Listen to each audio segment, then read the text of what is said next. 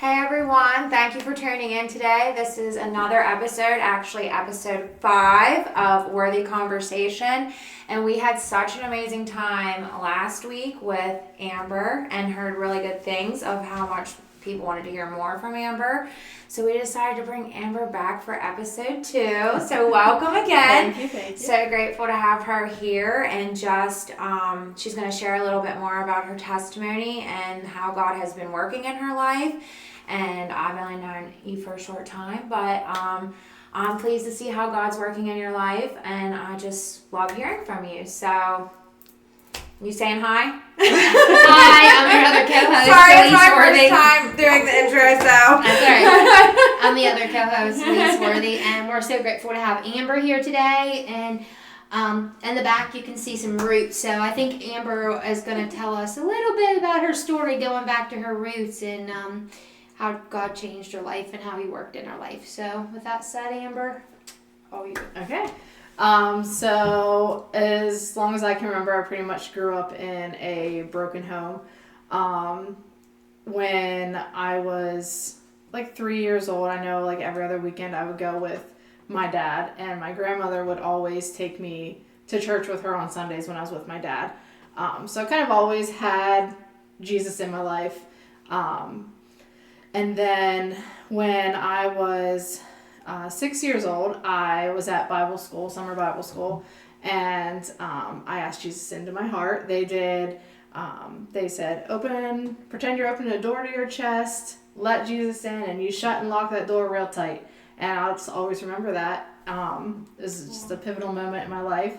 And then when I was about 8 years old, my mom decided she wanted to get closer to God, and she completely, within a year, our lives were completely transformed. I mean, no MTV, no Cartoon Network. Like, it was, you could only listen to yes, Christian country music. That was it. It was very, it was hard at first because you're used to, living in a secular world, doing secular things. And then all of a sudden it's like, nope, all about Jesus and Jesus only. So it was a little struggle at first. But I loved it, and we 3 to 5 days a week we were at church. We did caravan, youth group, we did a Bible quiz team, of course regular church. If there was something going on, we were there. And when I was 10, my mom had a ladies' night that they did, a ladies' night Bible study, and I didn't want to be at home, so I asked if I could go and just go in the Sunday school room and watch a movie or something. So I was in the Bible school room watching How the Grinch Stole Christmas, and at the very end of the movie, I just started getting this feeling like, you need to go to the sanctuary and pray. You need to go pray for your family. Go to the sanctuary and pray.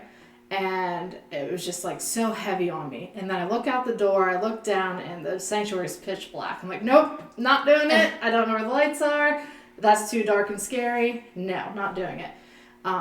But still just felt really like, you need to go pray for your family. You need to go pray for your family.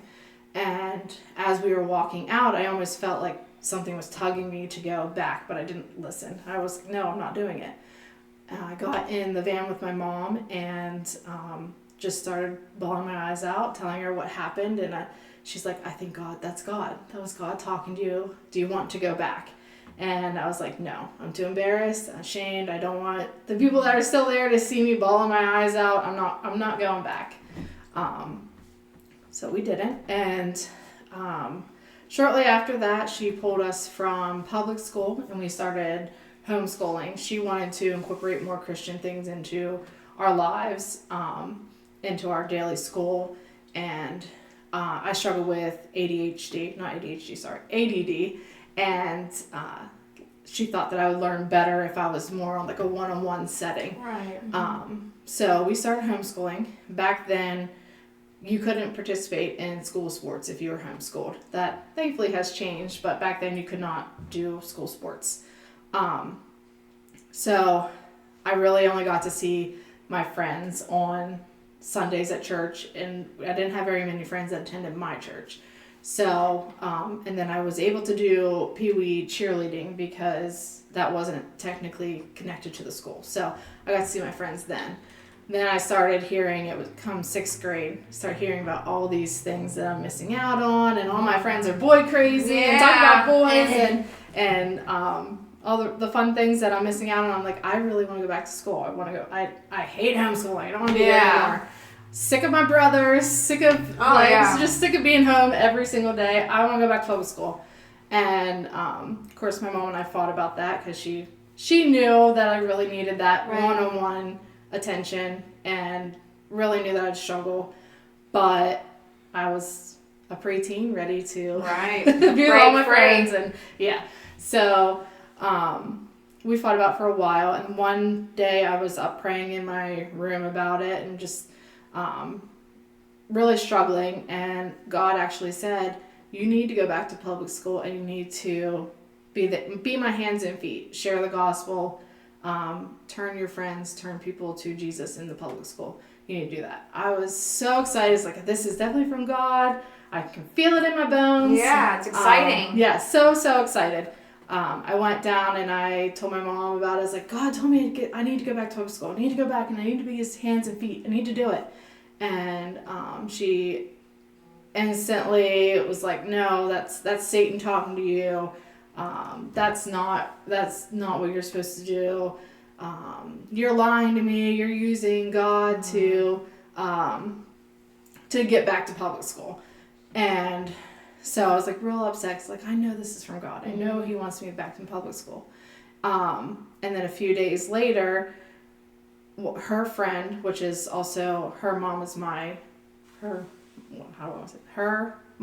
is also my mom's, oh my gosh, I don't know how I say this. My mom's friend is the mother of my friend. There we go. Okay. Gotcha. Anyways, she called and she said, hey, my daughter had a dream last night that her and Amber were back in public school and they were sharing the gospel, spreading God's love, and they were turning people to Jesus.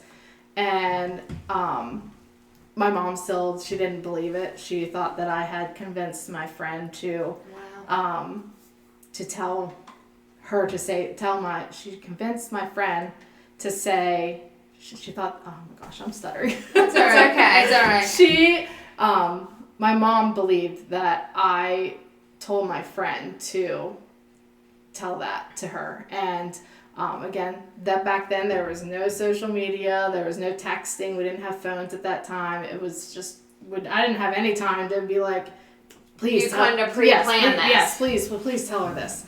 It was not pre-planned. So I was like so excited. I'm like, wow, God, like that's so amazing. God's speaking to my friend too. And my mom, she still didn't believe it. So I was really upset and started questioning God. Like, why are you putting it on my heart? You're putting it on my friend's heart, but you're not putting it on my mom's, and you're making my mom believe that it's a lie.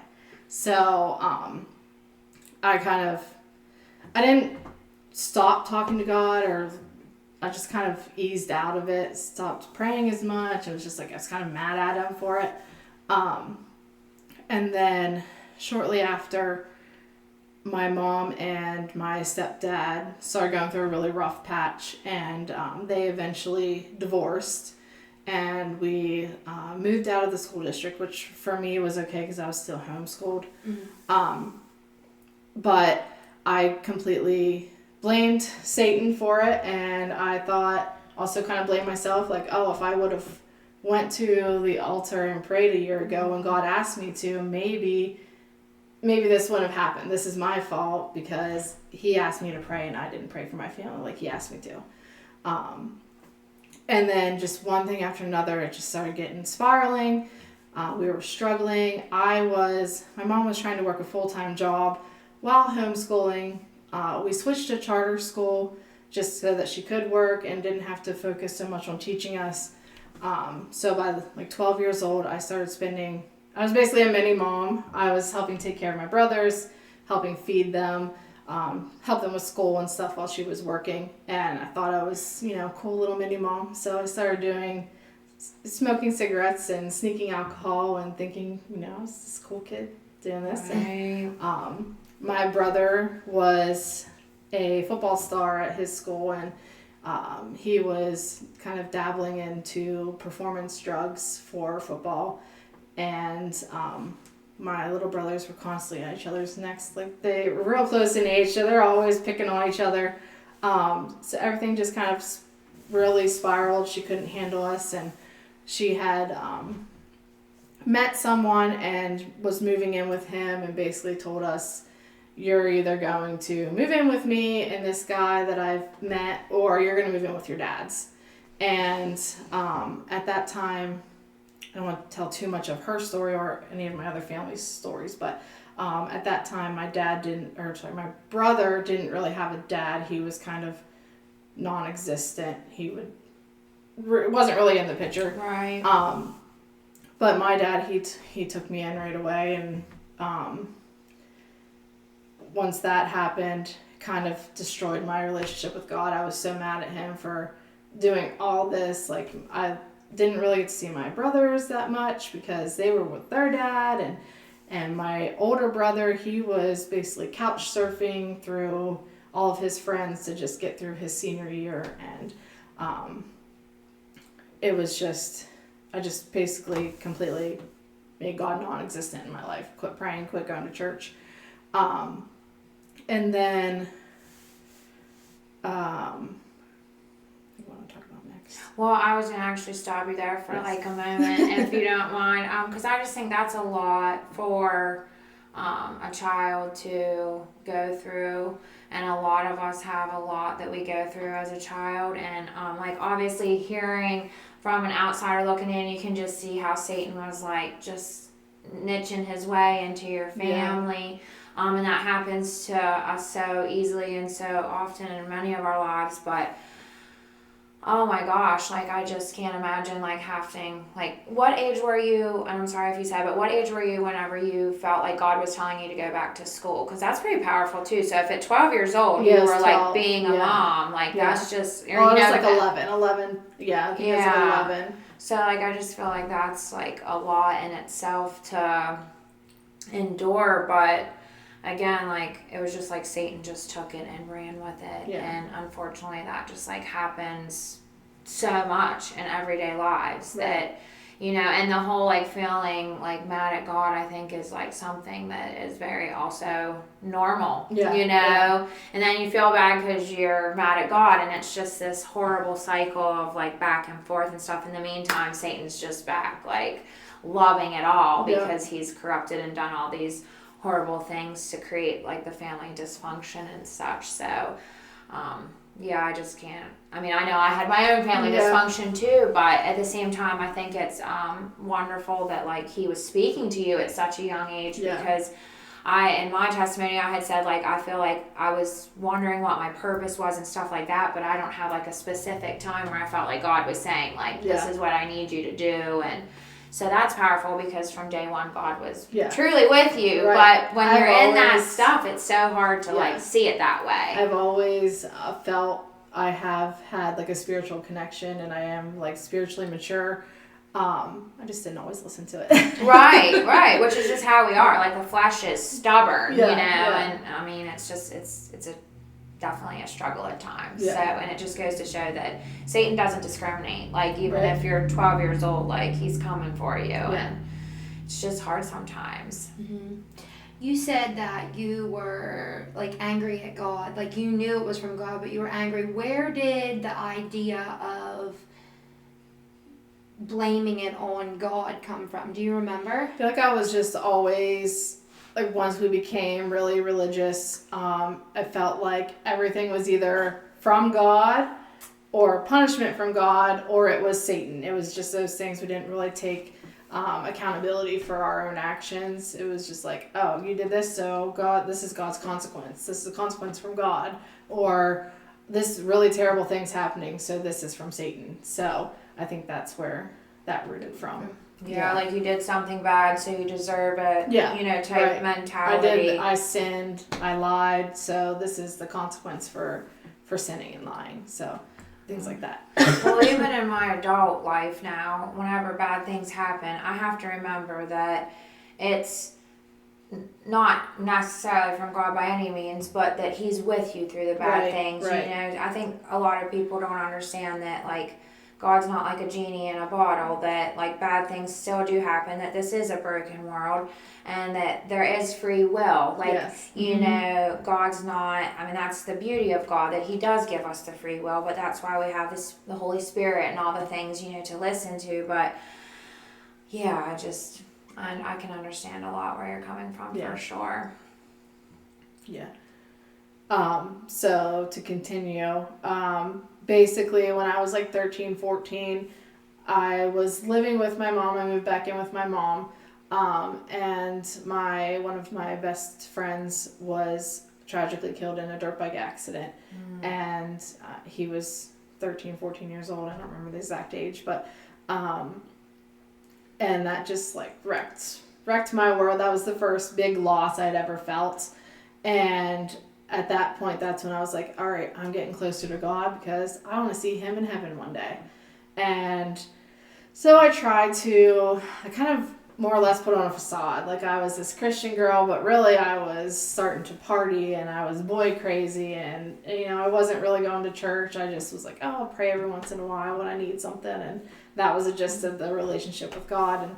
And then I would say when I was in 11th grade, so I think I was like 16, 17, my dad and my stepmom sat my two brothers and I, stepbrothers, down and said, we're getting a divorce. And we tried really hard, but we just can't make this work anymore.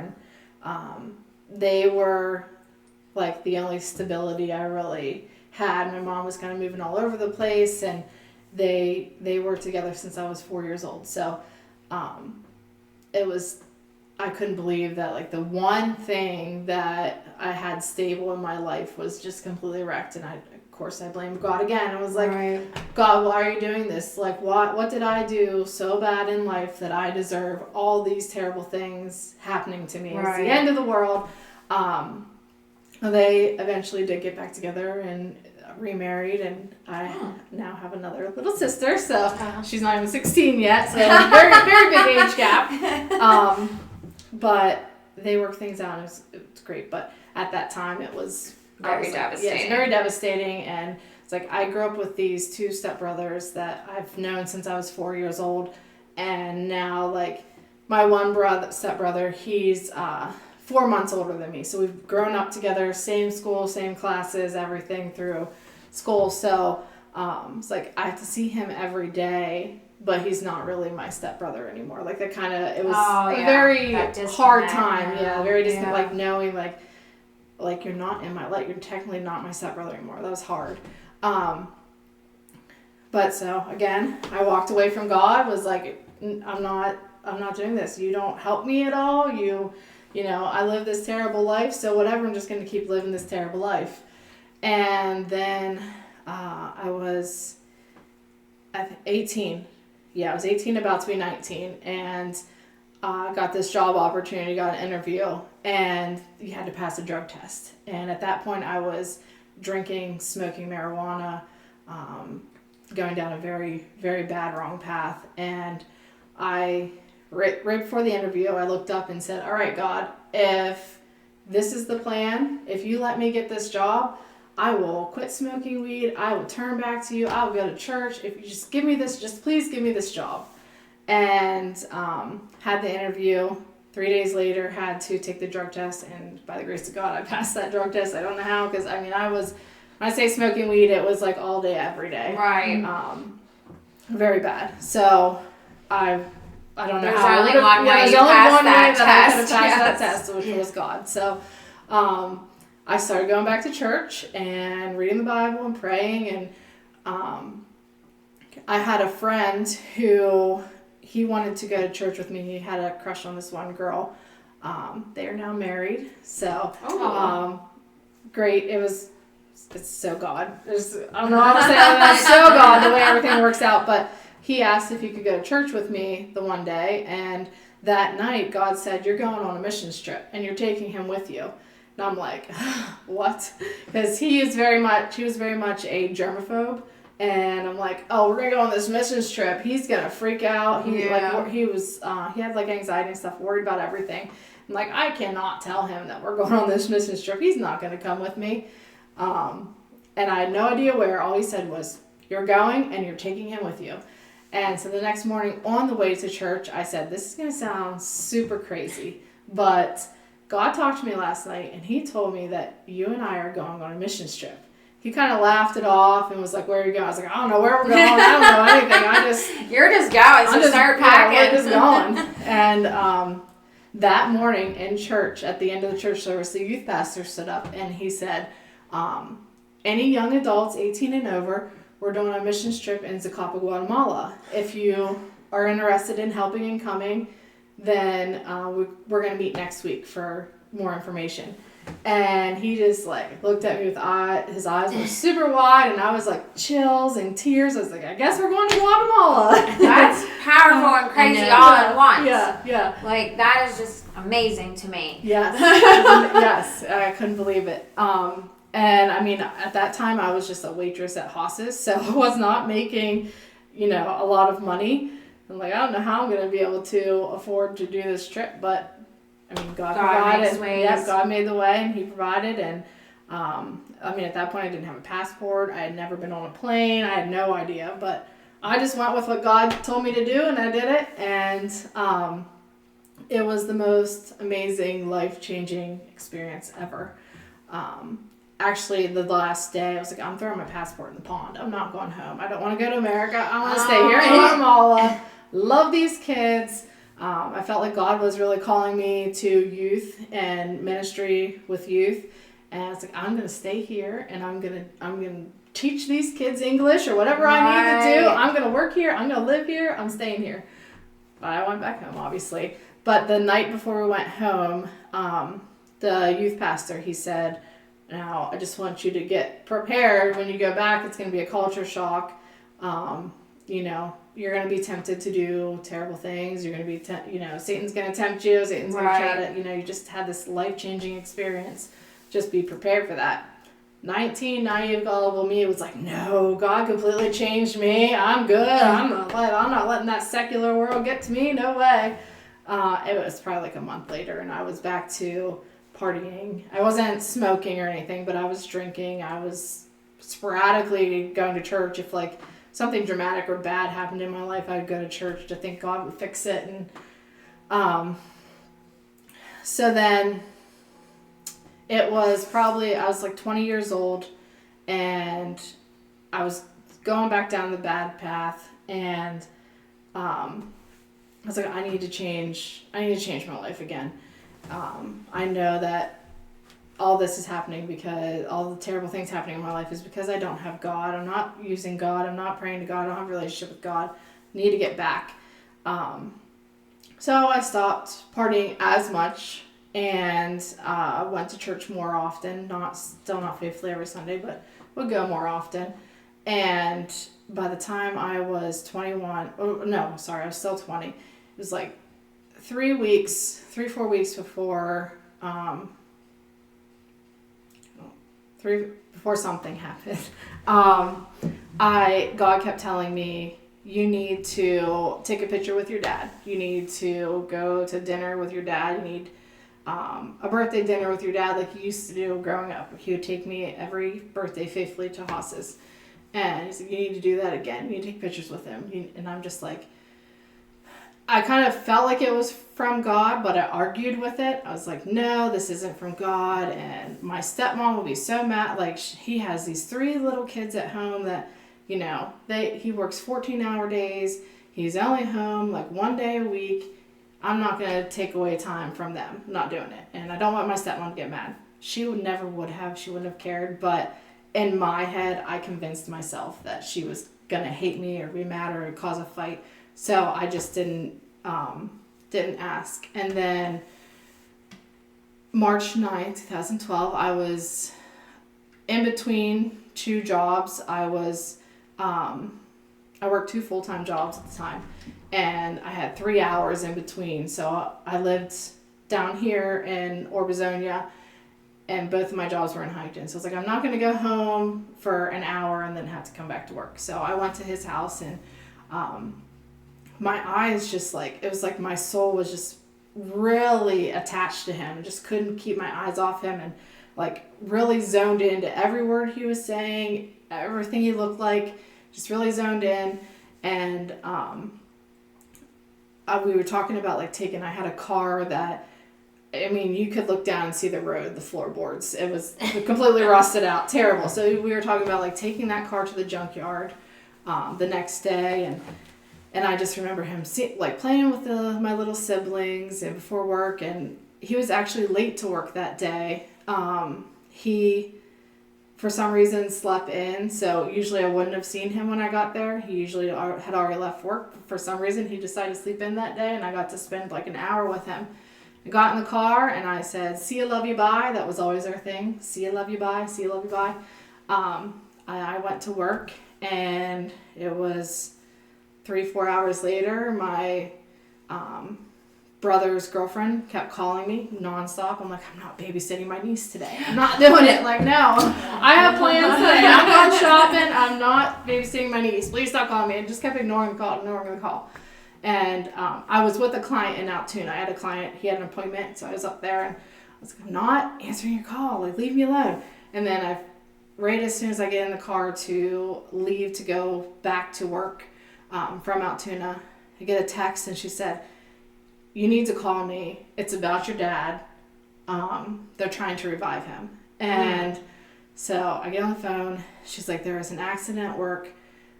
They're trying to revive him right now. You need to come. Where are you? You need to come home." So I kid you not, I went like 90, 95 the whole way to home in this like 15 passenger van, like flying. I swear I made it home like a half hour, but as soon as I had got home, or as soon as I got into Huntington, I called her, and she's like, "What I have to tell you, I cannot tell you on the phone. You need to come here." And I was like, "He's gone, isn't he?" She's like, "I can't tell you this over the phone. You need to come here." So I called work. I said, "I'm leaving my client here. I have to go. I think my dad died." And so I floor it to the house, and I felt so, at the time I didn't think about it, but now looking back, I felt so terrible. She had all these kids for her. My stepmom ran a daycare in her home. So she had some of the daycare kids plus my 3 little siblings all there at the house by herself. And she's like, he passed. And I just like dropped to my knees and was like, "Where do I need to go? What do I need to do?" And she's like, "Please stay here with me." I was like, "I can't. I gotta go. And so I, after I got to the hospital, I still like kind of couldn't believe it, and they asked us if we wanted to go to the morgue, and 10 out of 10 don't recommend that because that is unfortunately like kind of the last image I have of my dad is in the morgue, and but I also feel like my heart needed that. I kind of needed to believe it, I guess. But kind of like a closure. Yeah, almost. yeah. And after that, I literally like shook my fist at God and was like, "I hate you. I hate you so bad right now. How could you take my father from me?" And like a month before he had passed, he had called me and said that he was doing counseling. He had an alcohol addiction, and he was trying to take care of it, and he apologized for not always being the best father. And to me, like, I was a daddy's girl through and through, so I'm like, "You were never a bad father to me. You were the most," he was so hard on himself. And he said, I'm sorry, and I'm going to get better, and I'm going to do better, and I'm going to stop drinking. And so I'm just like, my dad was trying to fix himself. I was fixing my relationship with God, and then he doesn't. He takes the rock of our family. Yeah, he literally takes my dad. And I did say, like, for a while, like, if anyone deserved heaven, it was him.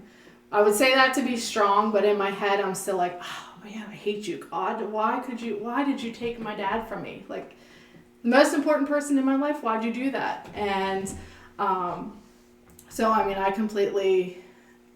I hated him for like a good solid month, and like, it's like, "I don't even want to believe in you. I'm not praying to you. Like, I'm so mad at you. You just destroyed our family." And then after like a month of being mad and having a temper tantrum, then I was like, you know what, like I need to draw closer to you because I need to see my dad again in heaven, and I'm not going to see him if I'm like literally hating you and basically being an atheist. So I did keep my relationship with God. I still was not like the perfect person who is, but I still partied. None of us. Yeah. Yeah. But Not even close. for that first year of losing him, I was a roller coaster mess. I was fighting with my boyfriend every day. I was working at that time. I was working 4 jobs just to keep my mind off of him. But then, if I even had like an hour of alone time, I would just crash because I wasn't grieving the way that I should have grieved. I was just trying to stay busy and work and and try to be like. I was 21 when he died, but I still felt like I wanted to grieve like a kid, but was kind of expected to be like an adult and, you know, handle things better. So I was really kind of stuck between that. And so, where's going after that? I was going to say that as you're telling your story and you went through 2 traumatic experiences with losing people, that I guess, I don't know, like, if highlight is the right word or not, but what's heartwarming to me when you talk about it, and there can be a heartwarming situation and something like that, is that, like, even though it was so devastating and even though you were so mad at God, you had that revelation that I want to be in heaven someday with these people. Yeah. You know, so I feel like that's the way it should be, though. Like, even though it sucks and you're mad and you're hurt, you still had that root and that seed in you that you knew that, like, I want to get to heaven with these people, and you knew that they were in heaven too. Yeah. So, I mean, I just think, like, again, not to I'm making light of it, but I mean, it just warms my heart that that's how you did see it, you know, because I could totally relate to, like, being mad too, you know. I would assume that's how it would be, but it's also good to see that you saw that part of it and you didn't stay there for long, you know. So again, I'm just so glad that you're sharing this story because it has to be touching people, because I think there's a lot of people that have had loss and have definitely, like, been mad, maybe still mad, you know, but if they could see it, that they will get to heaven to see these people someday, that this is not the end, really. Heaven's the beginning, right? You know. So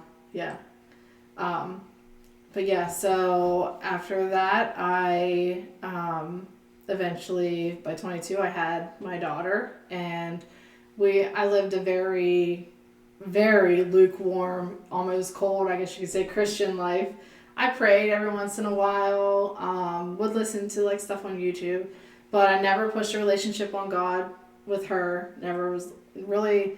We would pray and stuff, but that was the gist of it. We weren't going to church. Right. I wasn't like, oh, gotta stay straight and narrow, just kind of living life.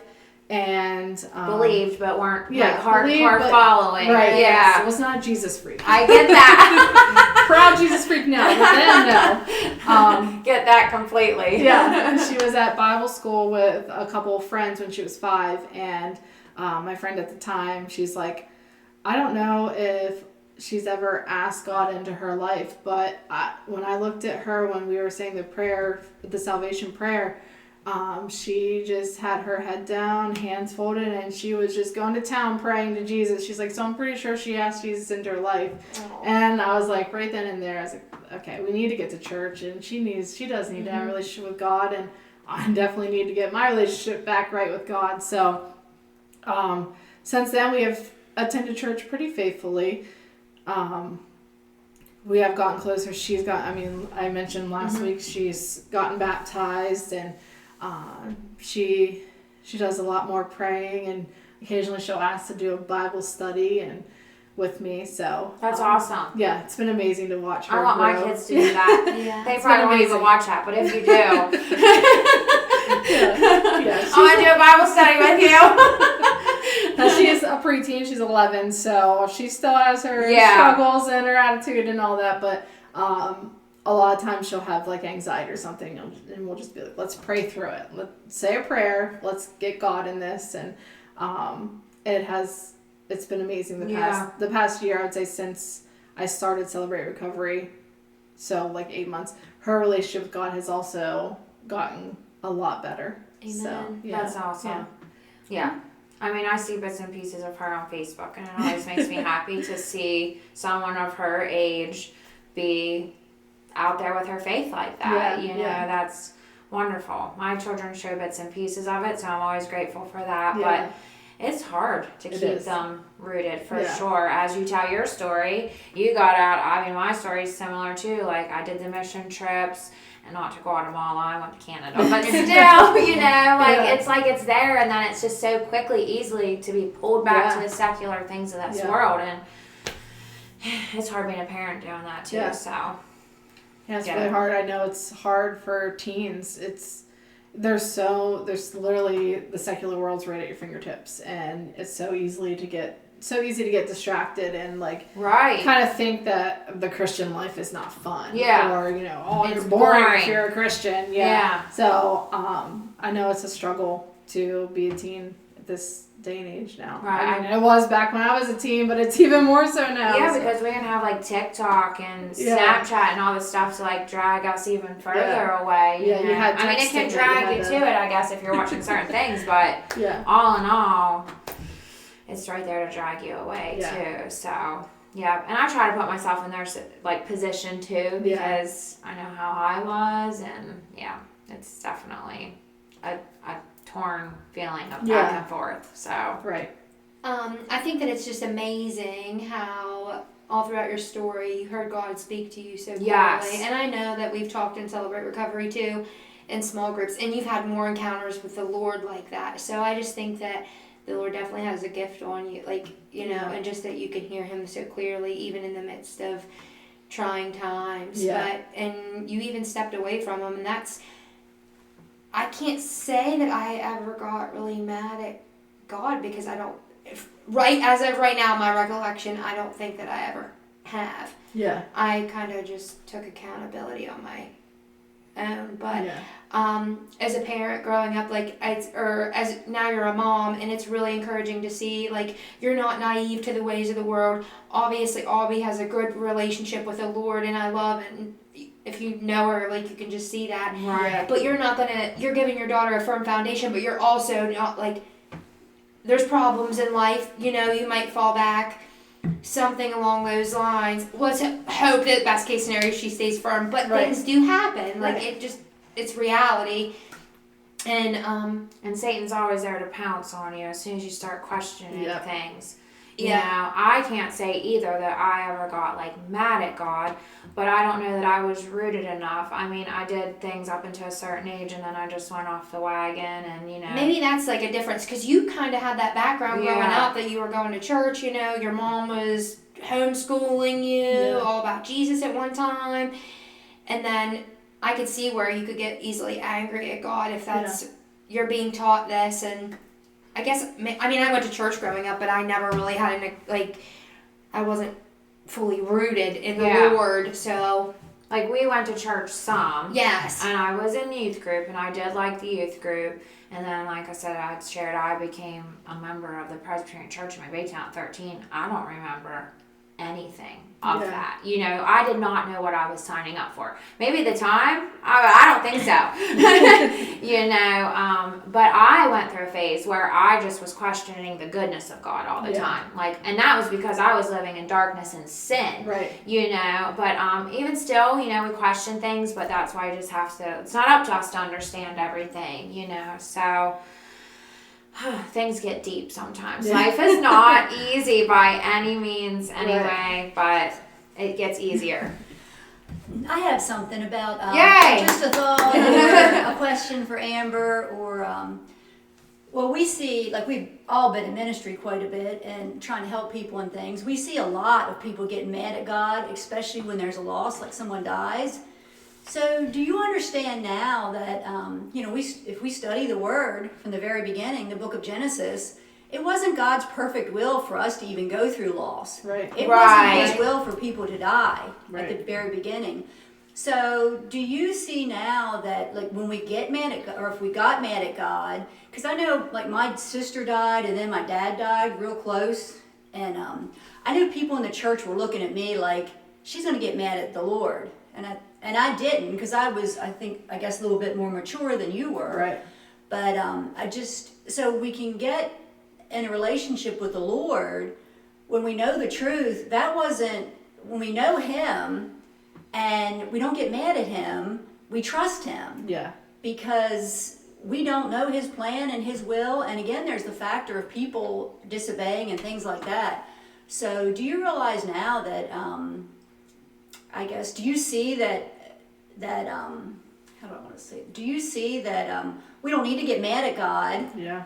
Because it wasn't His perfect will for us to even Right. lose Right. people like that. Right. But because we don't understand God, or maybe we don't have the right support, or maybe there wasn't folks in the church that said, this wasn't God that did this. Yeah. This wasn't God. But And I'll say, I had so much support. So many people reach out and try and help me, but I was a very independent, stubborn person. So if someone tried to reach out and like talk to me and help me through my depression and the grief, I put on a strong front and said, no, I'm good. He deserved heaven. It's okay. I never accepted the support. I wish I would have, because, now it's been 13 years and I still can randomly just like burst out in tears and think like, I know that I didn't handle the grief the way that I should have. And if I would have accepted the support from all the family and friends that were trying to reach out, I probably would have been a little better off and maybe not have gone such down the wrong Right. path. So yeah. But you can say now that your dad's been set free from that addiction. Yeah. And even the path you took led back to God, though. Yeah. Yeah. All of us. Very long We veered path. off, but we come back. Yeah, and Yeah. that's how we get in our own way. Sometimes Yeah. I feel like the Lord just wants to give us all these good things, but we just get in our own way. And back to what Christy had said about Genesis, like I have to remind myself of that, like Yeah. all the time, Mhm. like, or I shouldn't say all the time, but different times throughout things, whenever you hear or you see things and you're just like, why? And then it's like, that's not what the world was created for, Yeah. and heaven is what, Right. the eternity that we're all longing for, And there was also a lot more trauma and things bad that happened to you in your life that led to a crisis of faith that Yeah. that we don't need to share. But there were a lot of other things that led up to I it. tried to keep it short. Yeah. No, you did wonderful. And we don't need to tell everybody all our stuff. Yeah. Right. I guess I have one question. What do you hold on. What callings what callings do you feel God is putting on your heart today, and where do you feel like He's leading you to now after you're going through recovery, and what do you feel like He's doing in your life now? I honestly feel like He's still, so back when I was in Guatemala, He laid it on my heart and He told me, like, you're going to be in youth ministry, you're going to be working with youth, you're going to change the lives of youth, that's still what you're going to do. And I still feel that's the same way. I think that's what I'm called to do, is to work with youth. And with the Landing, I love the Landing youth group, and I think He has big plans for me for that. And I've just been trying to see and patiently wait, but not so Right. patiently wait to see what, because I can feel it in my bones that He's calling me to do great things, and I know it has to do with youth. I just don't know exactly what. I love that after listening to your story, you were a youth going mad at God, like trying to get close to Him. And now He's And restored now He's that. restoring that, putting you as a youth leader. So Yeah. you can definitely see that calling is on your life. Yeah. So just like putting your story together. So And that's I just amazing. want, like, being a teenager is rough, and when you have It trauma, traumatic things go through your life, it makes it so much harder. And I just want youth, even if they're not going through some kind of trauma, I just want them to know that they can turn to God, and He'll help them through it, and not to do what I did and just be mad at Him and turn away from Him every time things got hard. Just to, if things get hard, that's when you hyper focus and really build your Right. relationship with God. I don't want any teens to have some kind of bad traumatic experience and then just go veer to the wrong way. Right. Yeah. And I think that's important for youth to be involved in a youth group too, because they can learn coping mechanisms of, that's something you just don't get in school. Yeah. Right. It's just something you I don't mean, grow up with. It's something They're that, taking that further out of school as far as like God, the aspect of going to Him with things. You know, it's so many. that, and I don't even think youth like know how to, if something bad would happen or they would get caught up in something, I don't think that they would recognize it or know how to cope with it. So it's just it's life lessons, Right. obviously, yeah. and we have parents need to, and just to teach them, or a youth group that, you know, things do happen in life and coping mechanisms. We don't get that in school. We don't Right. get real life scenarios in school and learn how to cope with those things. But maybe that's something that they should put in Yeah. school. Yeah. Yeah. And I know they have like guidance counselors Yeah. and stuff like that, but also as a teenager, you don't really want to be pulled from class or lunch or whatever to go to the guidance counselor. You're kind of, you know, you don't want people to think differently of you or you Right, know, it's you're embarrassing. Yeah, it's embarrassing. So I think youth group is great because it's outside of school and, you know, you can come with your friends and you're not Judged. judged, you know, Yeah. you're loved. And Yes. I think teens need that. 100%. So I have, I think, 2 more questions. What daily habits or routines have helped you stay committed to healing?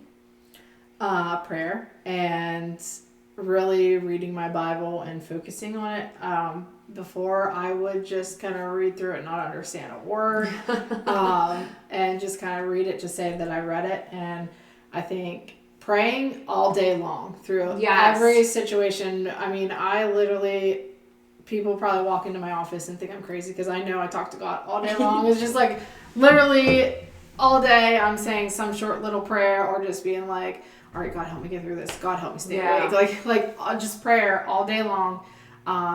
Prayer is not just for bedtime. And, Right. you know, I kind of grew up that we do say your bedtime prayers, but you don't really pray all day long. I think praying all day long through every single thing and taking the time to really spend time with God. I made myself a little prayer closet and filled it with like Bible verses and Love prayer that. requests, and And that way that's like I have a place to go and I shut the closet door, I stay in there and I just have my time with God. And I think that has, other than Celebrate Recovery, those two Yeah. things have like really helped me heal. Yeah, because you don't have to be like in some certain like special way or form to talk to God. Right. Like prayer is talking to God, Right. you know, and so I can relate because Yeah. I'm doing it too. Like I always want to hear what the Holy Spirit's telling me Yeah. to do or say, or Yeah. and I think that as our relationships deepen with the Lord, we're more aware of that Yeah. and doing that, you know, because Yeah. I look back on even my spiritual, you know, maturity as I've, you know, grown, and it's went from, like you said, like just a little prayer here and there to like some days all day long. Yes. You know, so, and I love that. Prayer, I know, can be intimidating, especially when you're hearing like a pastor or Yeah. some kind of leader and, you know, they're real deep and spiritual. I literally talk to God like I'm talking to you two. He's like literally Same. my best friend. I'm Yeah. just like, you know, God, what was that? Like, you Yeah. know, like I really just talk to him like I'm like this, and that's how you Yeah. can talk to God. You don't have to, you Or know. for me, it's like, oops, sorry, I just did that or said that. yeah.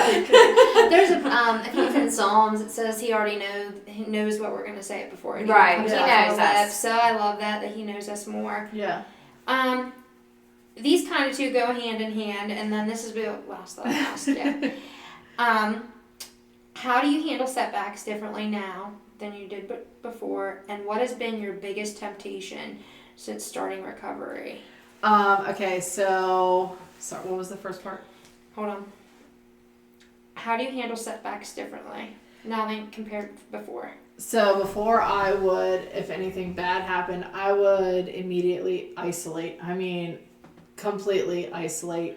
Lay in my bed, no TV, blankets up over my head, just lay depressed. Felt like the whole world was against me. Major anxiety, depression. It could be the smallest thing, but I would overthink and twist every little thing. Yeah. Like if I waved to them and they didn't wave back, I would literally go and like cry and be completely wrecked about something small like that. Just twisted my head like, oh my goodness, they hate me. They don't like me. What did I do to them? You know. Through that before too, yeah. So I used to majorly isolate. I would like uninstall Facebook Messenger and Facebook, and just so that like no messages would pop up. I didn't talk to anyone. I mean, it would be days before I would come out of it, and for silly things like that. And now, if that happens, and especially more recently, I've had incidents like that. Obviously, I'm not well liked in this town, so that happens, or I'll wave and someone doesn't wave back, and I'm really, oh yeah, that's right, I understand, whatever.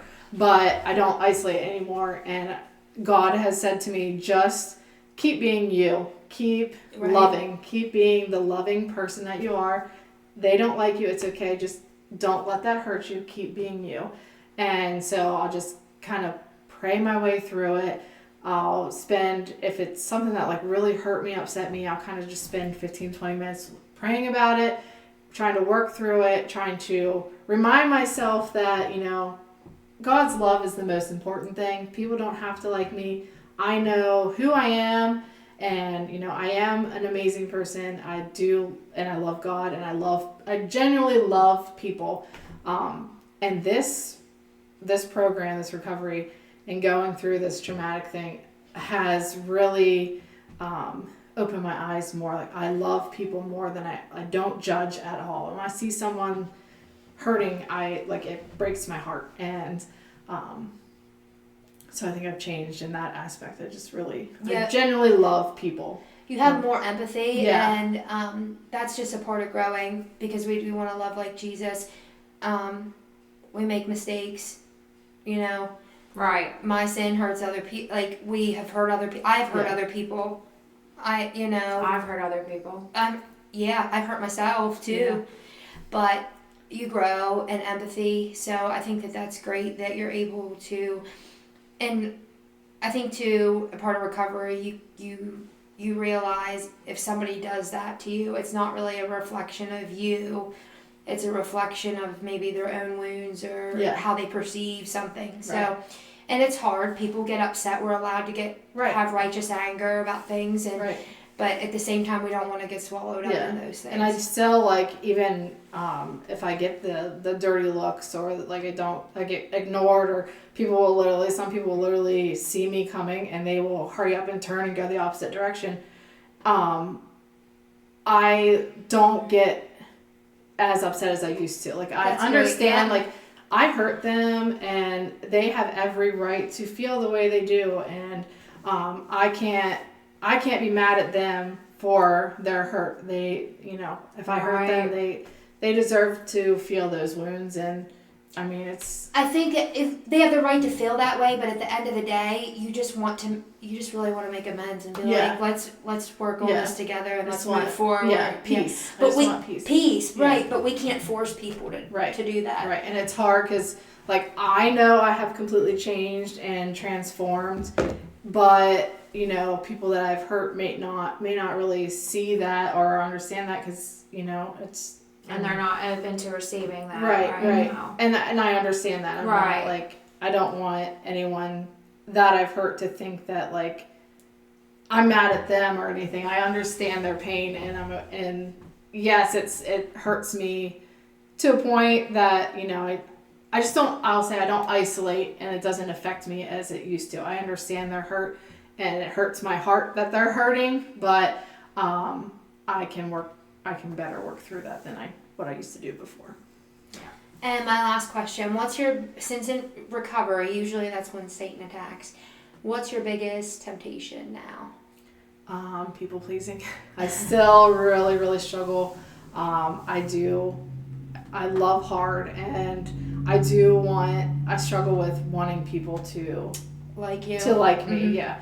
Like I said, I am better at handling it that they don't like me, but it still hurts, and I still I'm thinking in my head, what can I do? If there's something, what gesture can I make to make them like me? What gift can I buy them? What can I do to, it's still kind of the people pleaser thing that's the temptation, really seeing people hurt and not fixing it, trying to fix it Oh in yeah, a that's, very unhealthy hard way. to break. Yeah. I have a question for all you girls. We hurt people, and a lot of it came from our brokenness. We were hurt, and then we get into sin. We didn't handle things right. We get into sin, and we hurt people. So, we ask for repentance from God and turn to Him and all that, and it's great. But how did all of you guys, girls, make amends to the people that we hurt? Because we said terrible things to people, we did things to people, addiction hurts people. Yeah. Addiction can really, we've all seen the effects of it. It can devastate in so many ways. So what are some of the things that you've done to make amends?